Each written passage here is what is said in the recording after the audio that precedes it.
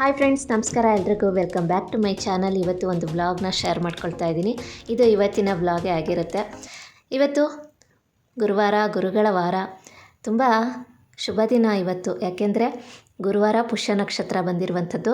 ಗುರುವಾರ ಪುಷ್ಯ ನಕ್ಷತ್ರ ಬಂದರೆ ಗುರು ಪುಷ್ಯಾಮೃತ ಯೋಗ ಅಂತ ಕರೀತಾರೆ. ತುಂಬಾ ಶುಭ ದಿನ ಇವತ್ತು. ಇವತ್ತು ವ್ರತಗಳನ್ನು ಕೂಡ ಆರಂಭ ಮಾಡ್ಬೋದು.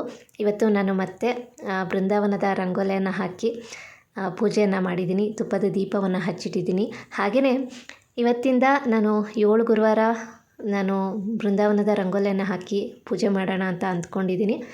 ಈ ಒಂದು ರಂಗೋಲಿಯಲ್ಲಿ ಅಂತಹ ಒಂದು ಶಕ್ತಿ ಇದೆ. ಯಾಕೆಂದರೆ ಬೃಂದಾವನದಲ್ಲಿ ರಾಯರ ಒಂದು ಸಾನ್ನಿಧ್ಯ ಇದೆ ಅಲ್ಲ, ಹಾಗೆ ಈ ಬೃಂದಾವನದ ರಂಗೋಲಿಯನ್ನು ಮನೇಲಿ ಯಾರು ಹಾಕ್ತಾರೆ ತುಂಬಾ ಒಳ್ಳೆಯದಾಗುತ್ತೆ.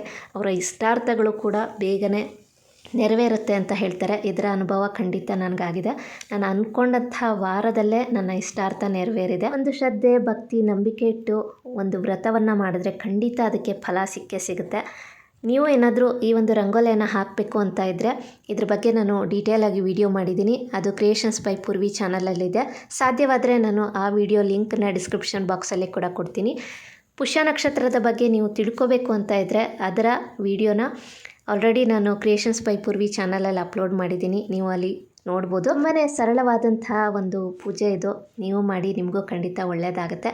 ಮನೇಲಿ ಪೂಜೆ ಮುಗಿಸ್ಬಿಟ್ಟು ಇವಾಗ ನಾವು ರಾಯರ ಮಠಕ್ಕೆ ಬಂದಿದ್ದೀವಿ. ಹಾಸನದ ನಂಜನಗೂಡು ಶ್ರೀ ರಾಘವೇಂದ್ರ ಸ್ವಾಮಿ ಮಠ. ಇವತ್ತಂತೂ ಅಲಂಕಾರ ತುಂಬಾ ಚೆನ್ನಾಗಿತ್ತು. ಇವತ್ತು ಪುಷ್ಯ ನಕ್ಷತ್ರ ಕೂಡ ಇತ್ತಲ್ಲ, ಹಾಗಾಗಿ ಅಭಿಷೇಕಕ್ಕೆ ಕೂಡ ಕೊಟ್ಟಿದ್ವಿ. ಅಭಿಷೇಕ ಮಾಡಿಸಿದ್ವಿ ಇವತ್ತು. ಹಾಗಾಗಿ ದರ್ಶನ ಮಾಡೋಣ ಅಂತ ಬಂದಿದ್ವಿ. ಪ್ರತಿ ಗುರುವಾರನೂ ನಾವು ರಾಯರ ಮಠಕ್ಕೆ ಬರ್ತೀವಿ. ಹಾಗಾಗಿ ಪ್ರತಿ ಗುರುವಾರನೂ ನಾನು ವಿಡಿಯೋ ಶೇರ್ ಮಾಡಿರ್ತೀನಿ. ನೋಡಿ, ಇವತ್ತಿನ ಅಲಂಕಾರದ ದರ್ಶನವನ್ನು ಕೂಡ ಮಾಡಿಸ್ತಾ ಇದ್ದೀನಿ. ಇದು ವೆಂಕಟೇಶ್ವರ ಸ್ವಾಮಿ, ಹಾಗೆ ಲಕ್ಷ್ಮೀ ದೇವಿಯ ಸನ್ನಿಧಾನ ಕೂಡ ಇದೆ ಇಲ್ಲಿ. ಆಮೇಲೆ ನಾನು ದರ್ಶನ ಮಾಡಿಸ್ತೀನಿ. ಸ್ನೇಹಿತರೆ, ರಾಯರ ಅನುಗ್ರಹ ನಿಮಗೆ ಶೀಘ್ರವಾಗಿ ಸಿಗಬೇಕು ಅಂದರೆ ನೀವು ಭಕ್ತಿಯಿಂದ ಪೂಜೆ ಮಾಡಿ. ಒಂದು ಶ್ರದ್ಧೆ, ಭಕ್ತಿ, ನಂಬಿಕೆ ಇಟ್ಟು ಪೂಜೆ ಮಾಡಿದ್ರೆ ಅದಕ್ಕೆ ಶೀಘ್ರವಾಗಿ ಅನುಗ್ರಹ ಸಿಕ್ಕುತ್ತೆ. ಹಾಗೆ ಇನ್ನೊಂದು ಹೇಳಬೇಕು ಅಂದರೆ ಪುಷ್ಯ ನಕ್ಷತ್ರದ ದಿನ ನೀವು ಸರ್ವಸಿದ್ಧಿ ಮಂತ್ರವನ್ನು 108 ಬಾರಿ ಪಠನೆ ಮಾಡಿ. ತುಂಬಾ ಒಳ್ಳೆಯದಾಗುತ್ತೆ. ಸರ್ವಸಿದ್ಧಿ ಮಂತ್ರ ಅಂದರೆ ನಿಮಗೆಲ್ಲ ಗೊತ್ತಿದೆ ಅಲ್ವಾ, ಅಷ್ಟಾಕ್ಷರ ಮಂತ್ರ. ಅದನ್ನು ಹೇಳಿದ್ರೆ ತುಂಬಾ ಒಳ್ಳೆಯದಾಗುತ್ತೆ. ಹಾಗೆಯೇ ಅಂದು ತುಪ್ಪದ ದೀಪವನ್ನು ಹಚ್ಚೋದಾಗಿರ್ಬೋದು ಅಥವಾ ತುಪ್ಪದ ದೀಪದ ಆರತಿ ಮಾಡಿದ್ರೆ ತುಂಬಾ ಒಳ್ಳೆಯದು. ಗುರುಗಳ ಅನುಗ್ರಹ ಶೀಘ್ರವಾಗಿ ಸಿಗಬೇಕು ಅಂದರೆ ಇಷ್ಟು ಮಾಡಿ ಸಾಕು, ಖಂಡಿತ ಒಳ್ಳೆಯದಾಗುತ್ತೆ. ನಾನು ಕೂಡ ಪುಷ್ಯ ನಕ್ಷತ್ರದ ದಿನ ಇಷ್ಟು ಮಾಡ್ತೀನಿ. ಹಾಗೆ ಪ್ರತಿ ಗುರುವಾರನೂ ನೀವು ರಂಗೋಲಿ ಹಾಕೋದಾಗಿರ್ಬೋದು, ತುಪ್ಪದ ದೀಪವನ್ನು ಹಚ್ಚೋದು, ತುಪ್ಪದ ದೀಪದ ಆರತಿ ಮಾಡಿದ್ರೆ ತುಂಬಾ ಒಳ್ಳೆಯದಾಗುತ್ತೆ. ಇದ್ರ ಬಗ್ಗೆ ವೀಡಿಯೋಸ್ಗಳನ್ನು ನಾನು ಮಾಡಿದ್ದೀನಿ. ಕ್ರಿಯೇಷನ್ಸ್ ಬೈ ಪೂರ್ವಿ ಚಾನಲಲ್ಲಿದೆ, ಒಂದು ಸಲ ಚೆಕ್ ಮಾಡಿ.